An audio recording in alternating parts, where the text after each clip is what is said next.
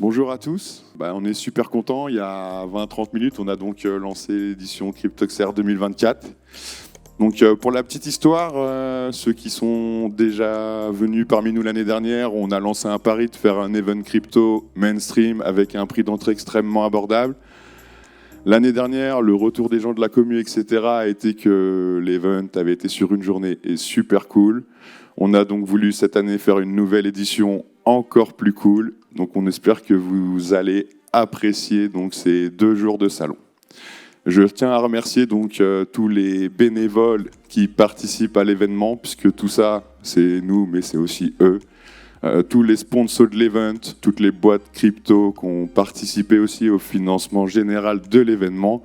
Et sans oublier aussi la mairie d'Auxerre, l'agglo du Grand Auxerrois, le département de Lyon, et ainsi que la région Bourgogne-Franche-Comté et BPI France aussi. Voilà, je te passe. Merci. Bonjour à tous. Moi, je suis vraiment très heureuse, vous allez l'entendre dans ma voix, parce que l'année dernière, j'avais fait le discours d'ouverture de la première édition, où vraiment, là, j'ose l'avouer, j'avais pas tout bien compris ce que Maxime avait essayé de me dire avec plein de mots très compliqués. Et bien, cette année, je suis beaucoup plus à l'aise après 1 an de formation, puisque l'année dernière, j'avais même lancé un hashtag I need a wallet.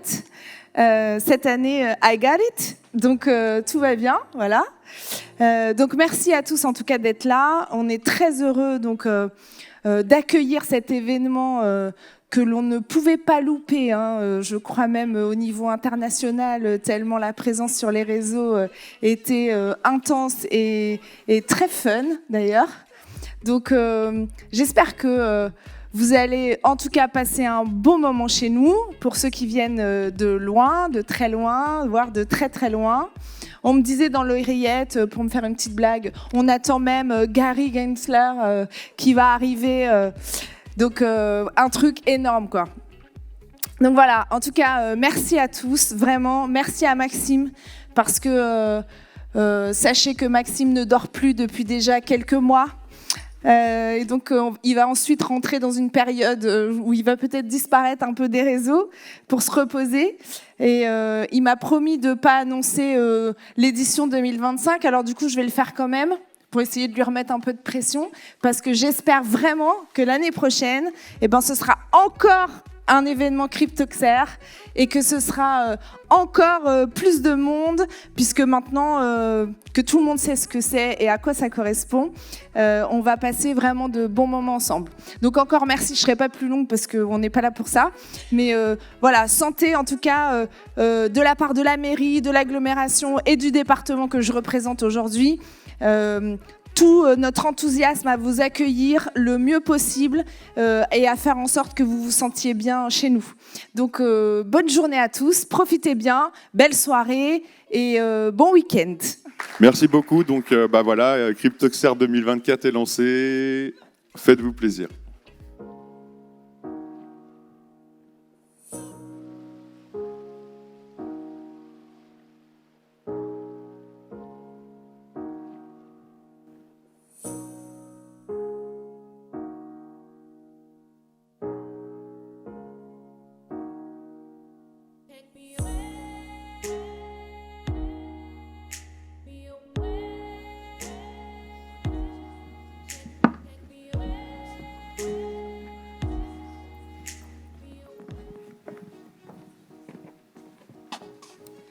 Parfait.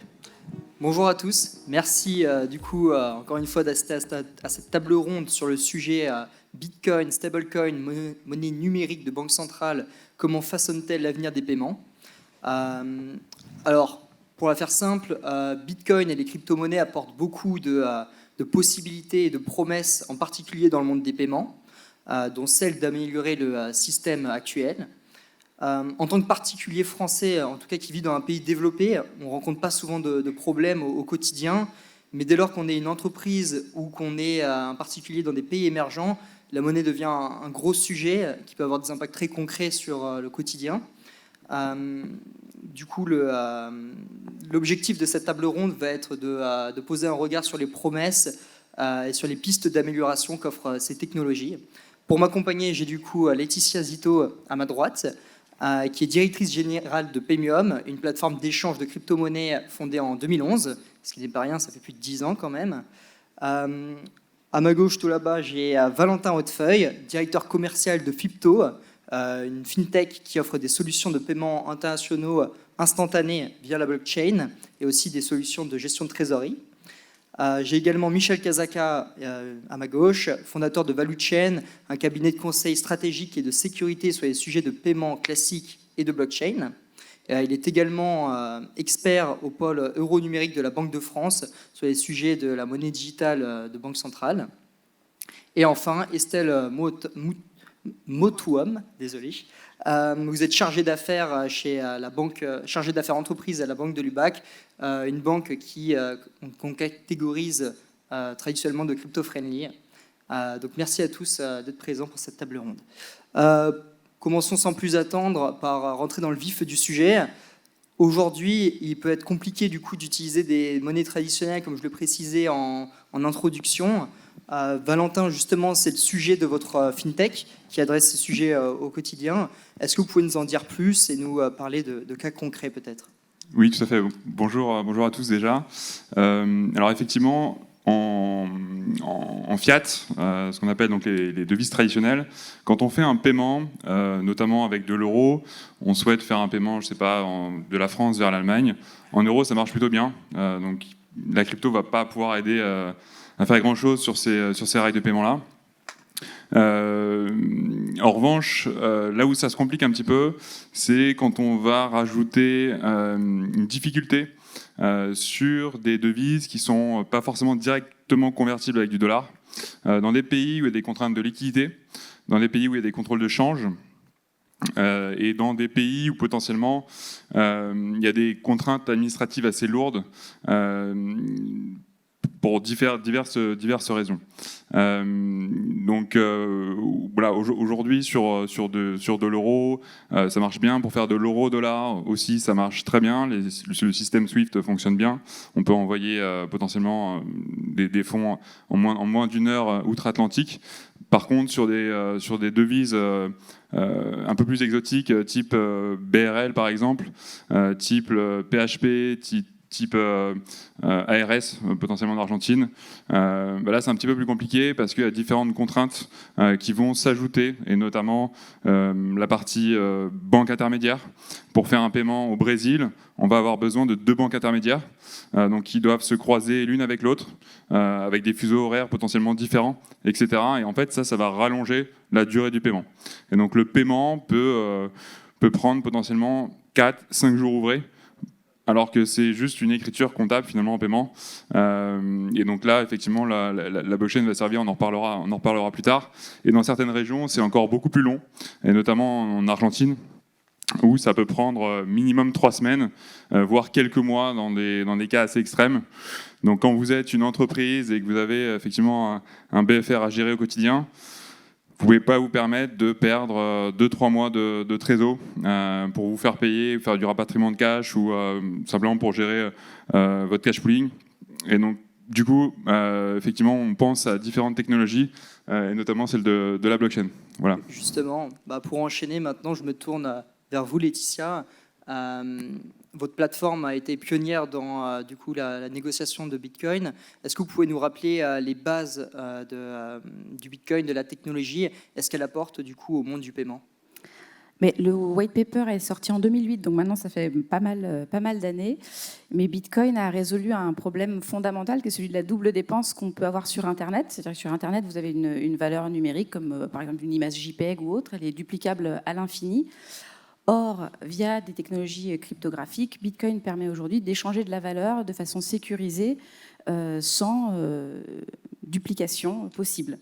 Donc on va dire qu'il y a pas mal d'avantages et pas mal de points qui sont révolutionnaires, on va dire, d'un certain point de vue.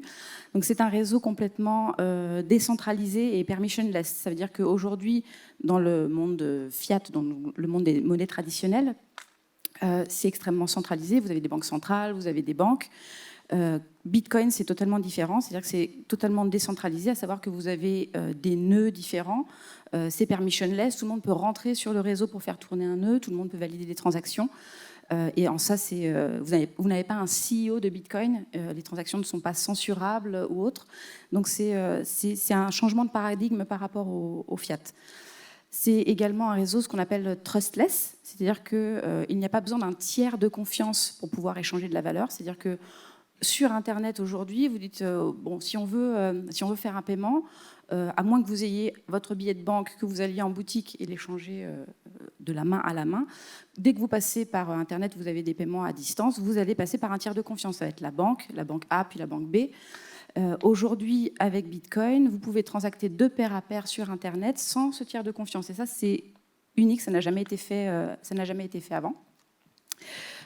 Ensuite, c'est un réseau mondial, donc vous en parliez tout à l'heure. On peut échanger de la valeur en quelques minutes d'un bout à l'autre de la planète sans risque. Et c'est aussi un réseau qui valide les transactions par des moyens mathématiques, c'est-à-dire que vous avez de la cryptographie là-dedans.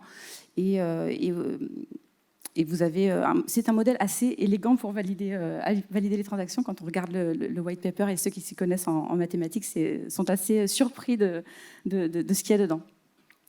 Enfin, il y a une limite au nombre de bitcoins qui est émise, qui est 21 millions, qui est ancré dans le protocole informatique, c'est-à-dire que vous n'en aurez jamais d'autres.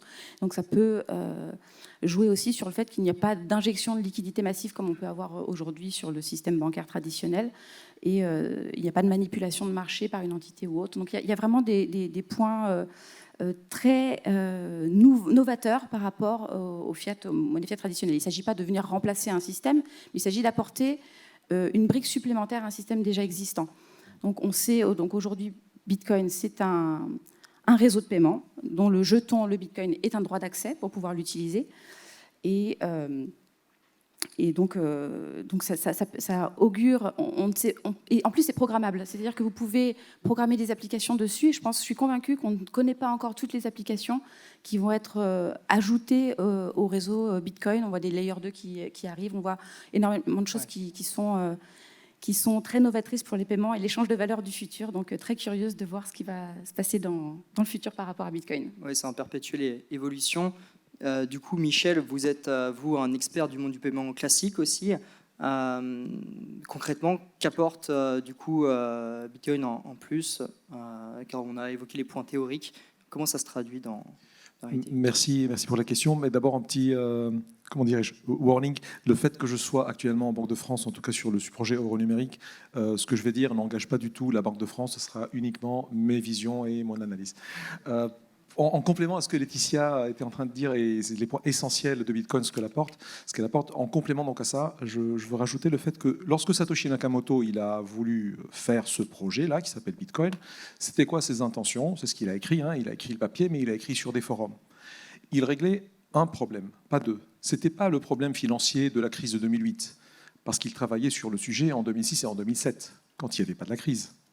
En 2006-2007, moi je suis dans l'industrie de paiement depuis plus de 17 ans maintenant, ça ne va pas me rajeunir, mais en tout cas les problèmes que moi je réglais dans l'industrie en 2006-2007, c'était les suivants. C'était les paiements en ligne. Surtout par exemple les paiements dans les paris ou dans les jeux. Je veux acheter une arme dans un jeu, je ne veux pas ouvrir un compte bancaire pour le personnage derrière. Et je veux faire un jeu un peu international, je me retrouve avec un devoir d'avoir une banque en France, une banque en Suisse, une banque au Singapour, une banque... Donc il essayait de régler le problème de paiement en ligne. Et pourquoi il faisait ça ? Parce que les paiements en ligne, d'un côté, n'étaient pas adaptés, le plastique ne passe pas très bien de la carte sur Internet, il y avait plein de problèmes de fraude. Pour information, il y a 20 fois plus de fraude sur les paiements à distance que sur les paiements à la boulangerie avec la carte physique. 20 fois plus de fraude, c'est un ratio élevé. En montant, c'est gérable. Mais ce n'est pas adapté, ça ne scalait pas. Vous vous rappelez tous des 3D Secure, des SMS pour sécuriser un paiement en ligne. Amazon ne l'a pas fait parce que les gens droppaient le panier, ils ne voulaient plus acheter finalement, tellement c'était compliqué. Donc c'était ce genre de problème que Satoshi réglait. Et comme vous l'avez rappelé Laetitia, sa première phrase dans le papier c'était « J'ai réglé le problème de paiement en ligne ». Alors à distance, sans tiers de confiance, distribué, Mais qu'est-ce qu'il réglait? Il réglait le problème de paiement. Et le jour où il y a eu la crise, il a lancé Bitcoin. Donc maintenant, qu'est-ce que Bitcoin apporte au paiement? Elle règle par essence la circulation d'une monnaie en ligne. C'est quelque chose qu'on n'avait pas réglé dans l'humanité avant. Le jour où on a inventé le web, l'inventeur du web, il est encore vivant, il est encore parmi nous, il est un peu âgé, mais lorsqu'il a créé le web, ce qu'on appelle aujourd'hui le web 2, il a dit les gens vont pouvoir maintenant partager de l'info et faire du commerce. Sa première phrase de l'annonce du web 2, c'était partager de l'info et faire du commerce. Effectivement, PayPal est né, l'e-commerce est né, mais malheureusement, les systèmes bancaires et interbancaires n'étaient pas adaptés. Donc il est venu régler deux problèmes, le paiement, mais aussi le moyen de paiement, la monnaie elle-même. Je ne vais pas être très long, mais je vais quand même démontrer un point essentiel pour moi, pour Bitcoin et pour tous les crypto-monnaies.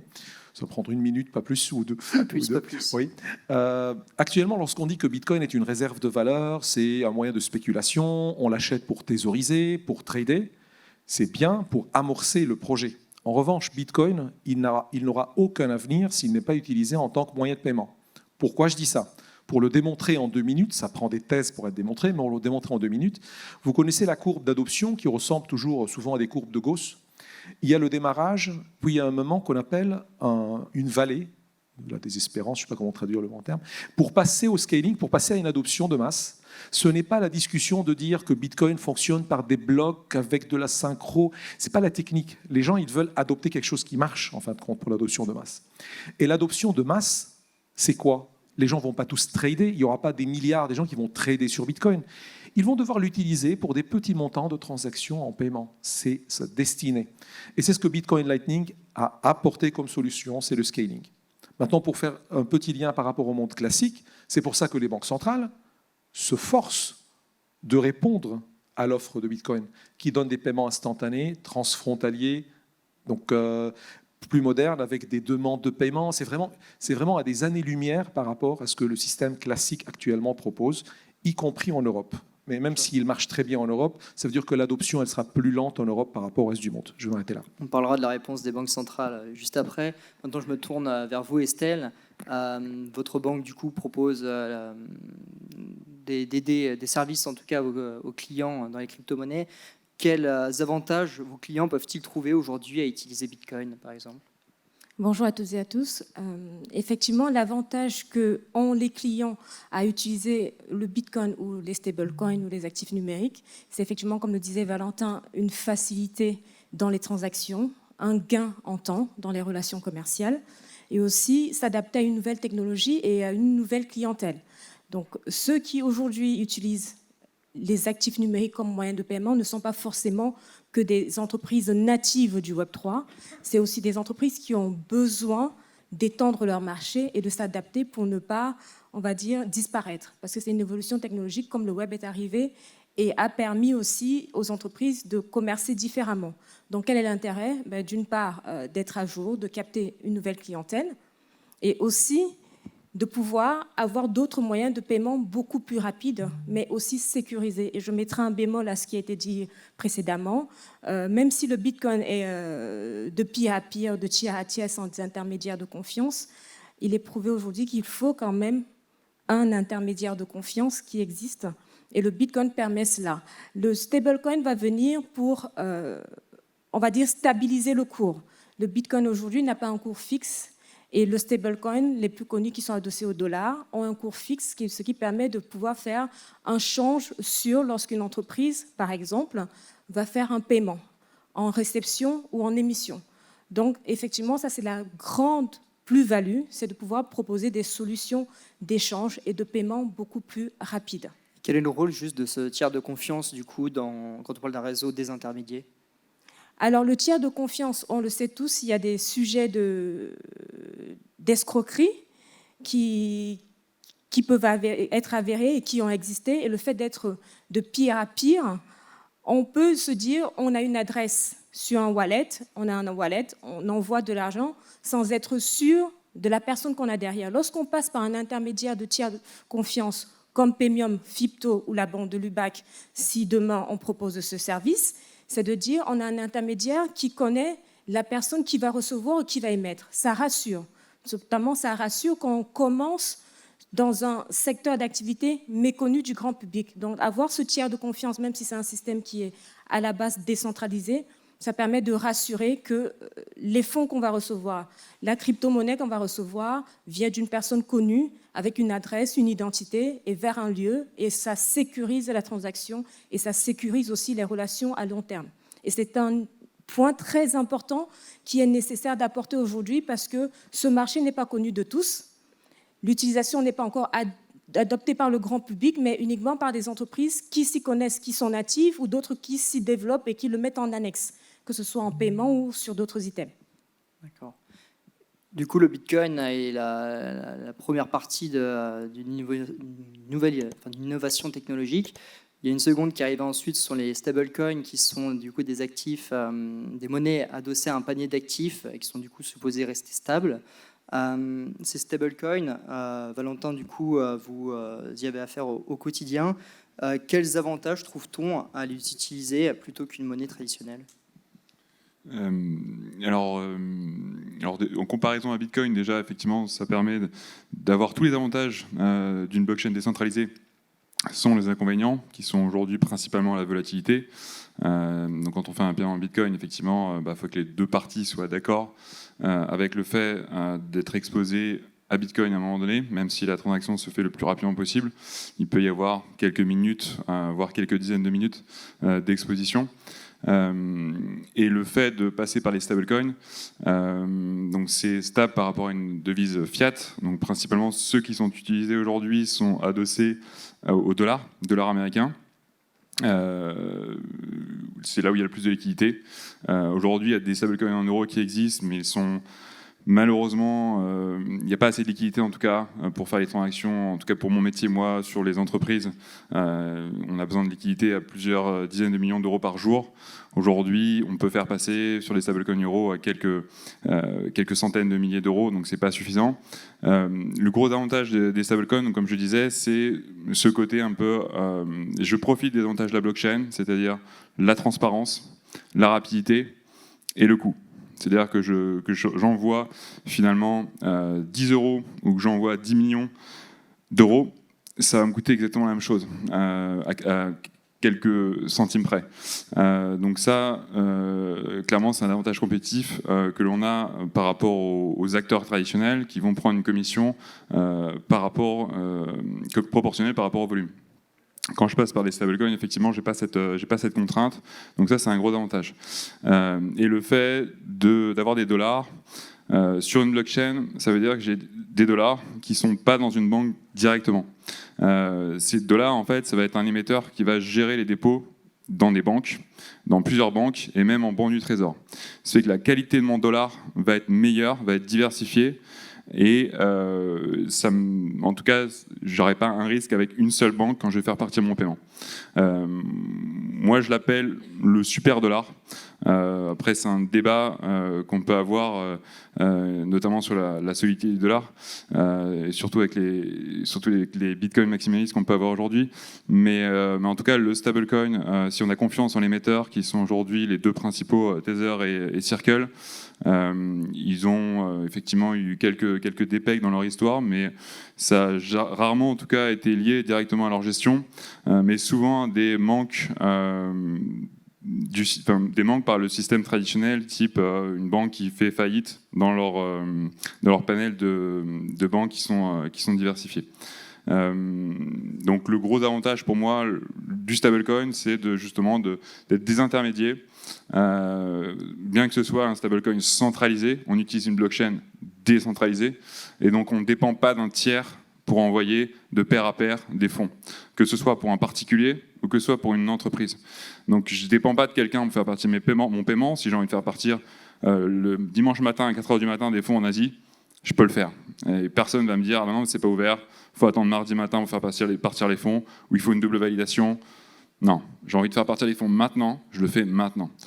Et ça, effectivement, c'est une des qualités principales de Bitcoin, qui est utilisée évidemment sur la blockchain Ethereum avec les stablecoins. Je vois. Du coup, par rapport aux stablecoins, Laetitia, ce qui est important du coup de comprendre, c'est que technologiquement, ces monnaies n'apportent pas quelque chose en plus par rapport à Bitcoin. Alors, en fait, ce qui est intéressant de dire, c'est d'avoir les avantages d'une monnaie fiat et les avantages d'un réseau décentralisé tel que Bitcoin ou d'autres réseaux crypto. Le problème, c'est comme vous dites, il n'y a pas énormément d'émetteurs. En Europe, il y en a très peu, il n'y a pas beaucoup de liquidités. Et sur le dollar, il y en a des très gros. En revanche, quand vous allez creuser un petit peu, vous n'allez pas forcément la garantie du collatéral à côté. Donc c'est très difficile d'obtenir des preuves de collatéralisation des stablecoins. Il y a eu des gros scandales en 2022 et je ne pense pas que les deux boîtes que vous ayez, les deux émetteurs que vous ayez cités, soit dans le cas de Terra Luna par exemple, mais il y a quand même des doutes et des problèmes pour obtenir des preuves de collatéralisation du dollar.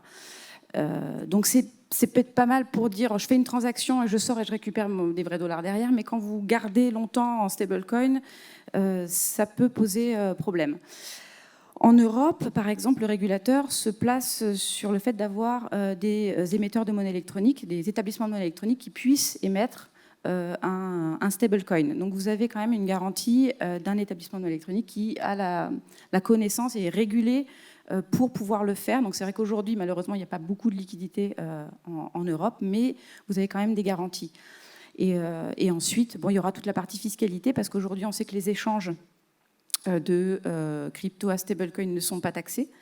Et elle risque fortement de le devenir sous MiCA, parce que si on dit aujourd'hui la position c'est comme de la monnaie électronique, la monnaie électronique c'est comme de l'euro, et donc ça risque fortement d'être taxé, ce qui va changer quand même sans doute pas mal de choses avec l'arrivée de MiCA. Donc on est curieux de voir l'évolution des textes. MiCA qui est du coup la réglementation européenne qui arrivera d'ici 2025 en vigueur. Justement, pour rebondir là-dessus, effectivement, aujourd'hui en France, pour être établissement émetteur de stablecoin, il faut être agréé auprès de l'autorité de tutelle, la CPR, et avoir l'agrément EME qui protège les fonds des personnes qui achètent le stablecoin. Donc ça fait une certaine garantie. Et ça rajoute un tiers de confiance supplémentaire qui est la banque. Donc en utilisant un stablecoin émis par une entreprise qui est régulée, notamment avec MiCA, et derrière avec un collatéral qui est bloqué dans une banque, on a une sûreté quant à l'effectivité de la transaction qui est faite en stablecoin, parce que derrière, on a le collatéral qui est garanti. Et c'est là aussi on a le tiers de confiance qu'est la banque, qui vient en support de ces émetteurs de stablecoin et ceux qui gèrent ces transactions-là. Tant que vous avez le micro, Estelle, est-ce que vos clients, du coup, aujourd'hui, utilisent les stablecoins ? Oui, les Est-ce qu'ils clients utilisent plus que Bitcoin, par exemple ? Les clients privilégient effectivement beaucoup les stablecoins en raison justement d'une absence de volatilité et d'un rapport quasi 1 à 1 par rapport à la monnaie choisie, parce qu'effectivement, quand vous avez des transactions internationales avec le taux de change dont il faut se prémunir, effectivement, il est plus intéressant pour l'entreprise en particulier, mais aussi les particuliers, les personnes physiques qui font des transactions. Par exemple, on va penser à des locations de vacances dans des pays où la bancarisation n'est pas aussi développée qu'en Occident. Effectivement, là, les clients vont pouvoir faire des transactions en stablecoin, mais derrière, il y aura toujours une transaction en fiat pour pouvoir soutenir ces transactions en peer-to-peer. Le stablecoin favorise et accélère la transaction, mais ne fait pas disparaître totalement la devise locale ou la devise du pays qui va recevoir. C'est vraiment un moyen d'accélérer la transaction sans pour autant totalement se défaire de la devise du pays émetteur ou du pays receveur. Donc les clients vraiment utilisent ça, ça prend de plus en plus de part dans les transactions internationales. Ça ne se voit pas encore parce que ce n'est pas quelque chose qui est en mass adoption, mais ça se fait de plus en plus, notamment avec les pays d'Amérique latine, les pays du continent africain et un peu la Chine, mais très très peu, parce que la Chine a sa propre monnaie numérique qu'elle veut développer, mais les stablecoins sont devenus un indispensable pour pouvoir se prémunir du change, pas euro-dollar, mais pour d'autres devises. Merci. On va maintenant passer au sujet du coup des monnaies numériques de banque centrale. Comme ça a été évoqué, c'est la réponse un peu des banques centrales face à l'émergence de ce nouveau moyen de paiement. Du coup, Michel, je me tourne naturellement vers vous, étant que vous êtes au pôle euro numérique de la Banque de France. Est-ce que vous pouvez peut-être nous présenter les ambitions du projet, du moins celles de la Banque de France ?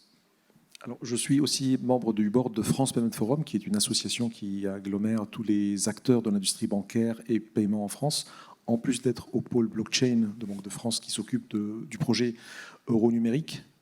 Il faut savoir que la banque... alors avant de parler du projet de la Banque de France, il y a des expérimentations par toutes les banques centrales européennes qui sont même d'ailleurs en concurrence.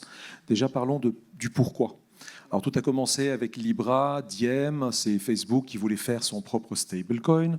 Et comme Facebook elle avait une masse critique élevée, ça a provoqué des réactions aux côtés G7 et G20. Donc c'est une commande du politique qui a dit aux banques centrales partout au monde, faites quelque chose. Sortez-vous une version stablecoin officielle.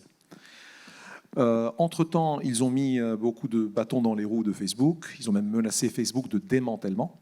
Et les hearings de Zuckerberg, ils ont duré 8 heures de suite, plusieurs fois. Donc en vrai, le projet de Facebook, il est mis de côté. Mais en revanche, le projet continue des projets euro numériques et monnaie numérique de banque centrale. Alors la question, c'est pourquoi ? Toutes les banques refusent le projet euro numérique et le projet CBDC. Les banques, ça ne les intéresse pas. C'est contre-productif pour eux. Ça leur prend de la liquidité et de l'argent et des clients. Pour les citoyens, il y a une très grande crainte sur la privacy. C'est-à-dire que le citoyen, il va me dire, en plus, maintenant, ils vont me fliquer avec une monnaie banque centrale.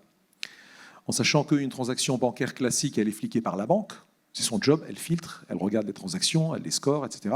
Là, il y a même la crainte qu'un État puisse le faire d'une façon centralisée. Donc la crainte, elle est légitime. Donc comment ce genre de projet où les banques ne le veulent pas et les citoyens ne le veulent pas, il va aboutir ? Il va aboutir parce que c'est une nécessité pour la Banque centrale et c'est une nécessité pour un État. Pourquoi je dis ça ? L'ancrage de la confiance dans une monnaie passe par le cash que nous avons dans nos poches, les pièces, les espèces. C'est très petit, ça ne représente quasiment rien du tout par rapport à la masse monétaire, mais toute la confiance à la monnaie elle vient du fait que le citoyen, lorsqu'il veut faire un acte libératoire d'une dette, il utilise cette monnaie-là, qui est la monnaie de son État. Est-ce que c'est important de préciser que justement c'est cette monnaie qu'on cherche à numériser, parce qu'en soi on a déjà de la monnaie. On ne cherche pas à la remplacer parce que les gouverneurs de banque centrale rassurent qu'il y aura toujours le cash, mais on veut donner une option numérique. C'est indispensable pour la Banque centrale d'ancrer la confiance et c'est indispensable que la Banque centrale propose une offre concurrente à celle des stablecoins privés, ça veut dire d'une monnaie centralisée privée, qui est risquée. On a vu ce qui se passe avec Circle, Luna, Terra Luna et d'autres stablecoins. Ceci dit, ça ne veut pas dire que c'est la solution idéale. Moi, j'ai une vision un peu différente par rapport aux stablecoins. Les stablecoins, c'est une utilité temporaire, sachant qu'elle est stable par rapport à quoi ? Par rapport à un dollar, à un euro, qui lui perd en pouvoir d'achat pour des raisons de politique monétaire X ou Y. Donc si le citoyen, il veut, ça c'est ce que je dis, ce n'est pas un avis d'investissement, ce n'est pas un conseil d'investissement, mais c'est une analyse que par exemple des crypto-monnaies comme Bitcoin, elles peuvent être plus stables qu'un stablecoin. Pour plein de raisons. Il y a un risque sur le stablecoin de perte de fonds, il est centralisé souvent, et il est stable par rapport à une monnaie qui perd en pouvoir d'achat, alors qu'en moyenne, si je prends uniquement Bitcoin, chaque 2 ans, il augmente en valeur, parfois même il double en valeur. Donc si la question c'est préserver le pouvoir d'achat ou préserver la valeur dans le temps, le plus stable pourrait être parfois autre chose qu'un stablecoin.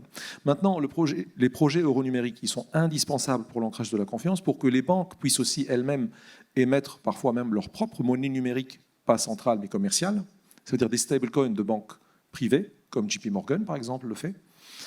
Ce projet-là, il est nécessaire pour les paiements numériques en soi. Comme j'ai dit, il y a de la fraude sur les paiements numériques qu'il va falloir maintenant remplacer par des virements instantanés, mais de monnaie centrale dans ce cas.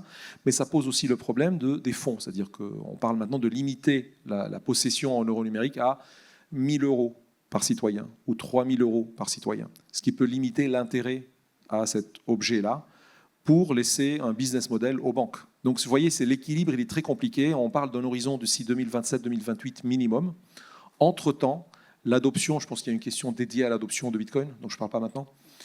Après. Donc en parallèle, dans ce temps-là, l'adoption des crypto-monnaies dans l'industrie de paiement, elle continue. Typiquement, on a parlé du cas d'usage du cross-border payment.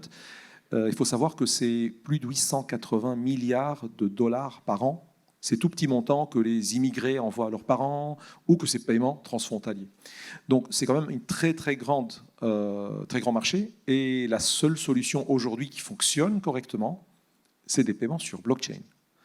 Les projets de monnaie numérique de banque centrale, il y a eu des expérimentations avec la BIS, la BRI, pour permettre entre banques centrales de tester la conversion de monnaie numérique de banque centrale qui n'existe pas encore. Et les résultats de ces expérimentations, c'est qu'on a plus de problèmes que de solutions dans l'expérimentation. C'est-à-dire l'expérimentation a généré plus de problèmes que de solutions. Donc, entre-temps, on a des solutions qui fonctionnent. Par exemple, Bitcoin, à la fois pour des très très gros montants, des paiements ce qu'on appelle wholesale, et des micro-montants de quelques satoshi. Voilà, je peux... Ouais. Vous avez parlé du coup des banques commerciales qui n'avaient pas d'intérêt apparemment à utiliser cette monnaie. Je me tourne vers vous du coup, et Estelle, comment est-ce que vous envisagez la cohabitation avec ce futur projet? Je parle en tant que banquier, non au nom de l'UBAC, mais aujourd'hui, la cohabitation des trois va se faire. Les monnaies numériques de banque centrale sont encore en phase de projet, donc les banques n'ont pas une visibilité de ce que cela va être, des contraintes et des conditions auxquelles elles vont être soumises. Aujourd'hui, avec la monnaie fiduciaire, avec le fiat, les banques ont des ratios à respecter en termes de bilan, en termes de dette. Donc si une monnaie numérique est cantonnée à une certaine utilisation par nombre de personnes physiques, quel est l'intérêt de la banque à la diffuser, si ce n'est pour faire des paiements wholesale d'institution à institution? Premier point. Les banques aujourd'hui aussi sont, on va dire, pas contre, mais plutôt en complémentarité de ce qui se fait avec les stablecoins. Le MNBC, pour l'instant, au niveau des banques, sont trop abstraites pour être appréhendées, pour savoir comment elles vont être utilisées, comment elles vont être prises en compte dans le bilan d'une banque. Parce qu'aujourd'hui, le bilan d'une banque, c'est ses fonds propres, c'est les flux qu'elle gère pour ses clients, et ce sont les dettes. Et ça respecte des ratios. La monnaie numérique va venir, comment s'interposer dans tout ça? On n'a pas de réponse pour l'instant de la Banque centrale européenne, donc on ne sait pas comment ça va se faire. Donc aujourd'hui, les stablecoins sont la première réponse, on va dire, digitale aux besoins de paiement. Elles ne rentrent pas encore dans les bilans des banques, donc elles peuvent être utilisées en complément du fiat, parce que tout le monde n'est pas encore sur de la digitalisation ou de la blockchain. Mais les MNBC, aujourd'hui, on ne sait pas ce que ça va donner, d'autant plus que les banques, comme on l'a dit précédemment, gagnent leur vie et facturent les transactions en fiat. Demain, si on n'a plus de fiat, comment on va appréhender l'utilisation dans les livres de la banque, l'utilisation des monnaies numériques de banque centrale? La question est encore ouverte et il y a très peu de réponses aujourd'hui. J'ai un petit compliment sur cette partie-là, comment reconnaissance de liquidité côté banque centrale, c'est important à préciser. Actuellement, toutes les expérimentations sont déjà dans ce sens-là, de dire qu'il y aurait une part de liquidité à la banque centrale de chaque banque privée qui sera dédiée à l'euro numérique. Donc c'est de l'argent bloqué. La banque centrale va devoir mettre en séquestre, clairement, une partie de sa liquidité pour donner ce service aux citoyens. Et il faut toujours distinguer les deux euros numériques, les deux monnaies numériques de banque centrale distinctes, le wholesale et le retail. Le retail, c'est ce que le gouverneur de Banque de France a appelé cash plus. C'est en gros vous permettre d'obtenir des pièces de monnaie, de billets numériques que vous possédez réellement physiquement dans votre portefeuille, dans votre téléphone, avec une garantie de privacy, de confidentialité des transactions, jusqu'à certaines limites. Tout n'est pas absolu comme ça. Mais au moins, cette partie-là, elle est complètement distincte de la partie wholesale, pour laquelle il y a un grand business model pour les banques. Là, le business model, il est clair. La banque va faire de grandes commissions, ou elle va être même rémunérée parfois pour certaines transactions. Et pour l'euro numérique retail, ça veut dire pour monsieur et madame tout le monde, pour le citoyen, actuellement, toutes les discussions, c'est pour copier le modèle de la carte bancaire. Ça veut dire prendre des commissions sur une transaction. Vous payez un commerçant. Actuellement, quand vous payez un commerçant 100 €, il reçoit en moyenne partout au monde, il reçoit 98 €, le commerçant. Il y a 2 € qui s'évaporent en chaleur dans le système. Ils veulent copier ce système-là pour rémunérer les banques, mais tout n'est pas encore arrêté. On a, comme vous l'avez dit, du coup, des garanties sur la vie privée. Valentin, est-ce que vous avez quelques éléments pour du coup, nous parler aussi des risques que font peser ces monnaies numériques ? Oui, tout à fait. Alors, vous connaissez déjà peut-être un peu mon avis sur les CBDC. Ça règle un certain nombre de problèmes, mais malheureusement pas tous les problèmes, parce que ça va pas être ça va pas être une crypto interopérable par définition avec les autres CBDC dans le monde. En tout cas, on n'en sait pas encore grand-chose là-dessus. Et donc, il y a certains pays qui n'ont aucun intérêt en fait, à rendre des CBDC interopérables avec leur devise nationale. Donc finalement, on aura beau avoir 50, 100 CBDC dans le monde. Malheureusement, les transferts cross-border seront toujours aussi contraignants par leur lourdeur administrative, par leur manque d'interopérabilité. Et donc ça risque de poser problème. Et évidemment, je ne parlerai pas du manque de confidentialité sur une blockchain qui est centralisée. Si c'est sur une blockchain en plus, oui, effectivement. Mais en tout cas, ça pose un certain nombre de problèmes. Effectivement, nous, on se dit, bon, moi, j'ai rien à me cacher, je suis en France, j'ai confiance en mon gouvernement, etc., etc. Dans certains pays où il y a des sujets politiques, ça peut être un peu plus embêtant d'avoir une surveillance de masse sur le citoyen. Donc ça, c'est un débat qu'il faut avoir, et je pense qu'on n'en est pas encore. Enfin, il y a encore beaucoup de choses à faire pour que ce soit adopté massivement. Et de mon point de vue, en tout cas, ça ne fait que légitimer davantage les crypto-monnaies qui sont décentralisées aujourd'hui, pas par leur côté d'anonymat, parce que c'est pas le cas, mais en tout cas par leur côté de décentralisation, de pas de dépendre d'un intermédiaire, d'une banque centrale. Oui, par exemple. Voilà. Mais en tout cas, c'est un peu le sujet des CBDC aujourd'hui. C'est pour ça que moi je suis assez sceptique. En tout cas, je pense qu'il y aura encore des stablecoins qui seront en complément des CBDC. L'un n'empêchera pas l'autre. Ils pourront être complémentaires. Et potentiellement après, effectivement, il y aura encore le sujet de pouvoir payer en Bitcoin, qui peut-être Bitcoin sera de plus en plus stable dans les prochaines années, et qui sera même plus stable que certaines fiat. Et c'est déjà le cas aujourd'hui, notamment dans des pays type Argentine, où on a une dévaluation de 12% par mois de sa devise nationale. On préfère être exposé à Bitcoin. Et donc là, ce sera peut-être un sujet d'ouverture, mais le sujet de s'exposer au Bitcoin est plus intéressant par sa stabilité, pas par sa spéculation, mais par sa stabilité, que de rester sur de la devise nationale qui a une dévaluation très forte avec le temps.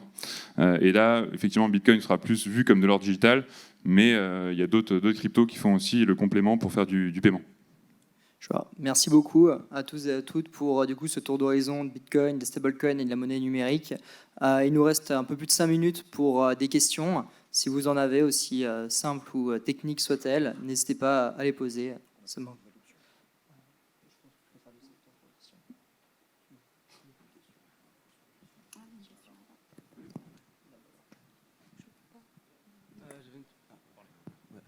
Bonjour.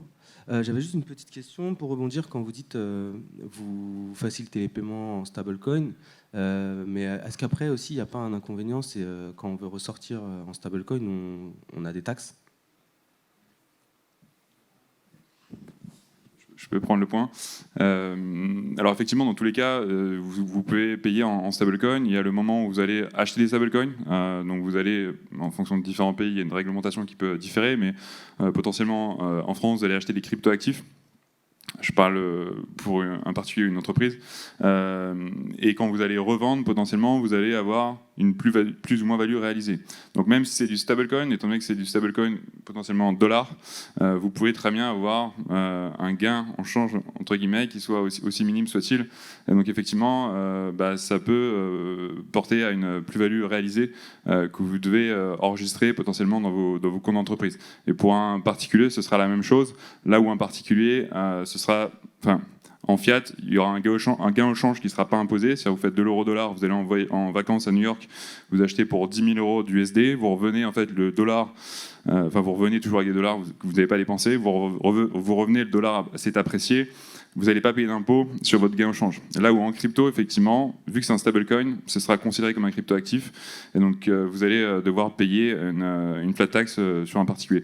Une entreprise, quoi qu'il arrive, vous devez valoriser en fait tous vos actifs, ça rentre à l'actif de votre bilan, donc ça reste quelque chose évidemment d'imposable en fonction de votre régime d'entreprise, que ce soit à l'IS, que ce soit en BIC, que ce soit dans différents régimes, vous devrez effectivement vous acquitter d'un impôt. Après, il y a des entreprises qui ne repassent pas forcément en fiat. Vous pouvez très bien imaginer vous faire payer avec un tiers entre votre client ou votre fournisseur vous avez un rail de paiement, les deux, et vous payez en USDC, USDT, et vous gardez vos USDT, USDC sur vos différents comptes. Ça, c'est possible, ça se fait très bien. Sauf que dans certains cas, votre tiers n'est pas forcément d'accord de se faire payer en stablecoin. Donc vous pouvez essayer de le convaincre, mais s'il n'est pas d'accord, lui il va vous dire moi je veux ma devise locale, vous débrouillez, vous me payez dans ma devise locale, ce qui est légitime. Et donc dans ce cas-là, vous devrez le reconvertir en BRL localement. Alors nous on vous fait chez Fipto le change localement, on peut vous faire un euro BRL synthétique par exemple pour le cas du Brésil, sans que vous ayez vous à toucher du stablecoin et votre fournisseur à toucher du stablecoin. Mais bon c'est un cas bien spécifique. Un complément sur cette question, sur la partie, vous mettez le point sur le problème de l'adoption de masse dans les paiements en commerce. Parce que le problème actuellement, c'est qu'il y a une zone grise. C'est une zone grise dans laquelle les commerçants n'y vont pas tout de suite dans l'adoption des paiements en crypto à cause de ce problème de fiscalité. Moi, personnellement, j'étais par exemple au Salvador. Ce problème-là, il est réglé d'une façon réglementée au Salvador. On paye uniquement en Bitcoin, la personne reçoit en Bitcoin. Vous pouvez vivre complètement qu'avec un wallet, vous payant que en Satoshi. En revanche, chez nous en Europe, on est encore dans une zone grise et il faut qu'il y ait une clarification dans la réglementation pour assurer le fait que lorsque je paye en crypto et je ne vends pas le crypto en face, que ce ne soit pas considéré comme une plus-value que je dois moi déclarer en tant que payeur. Donc ça, c'est le point critique pour l'adoption de masse en fait. Il y avait une autre question. Au milieu, il y en a deux questions.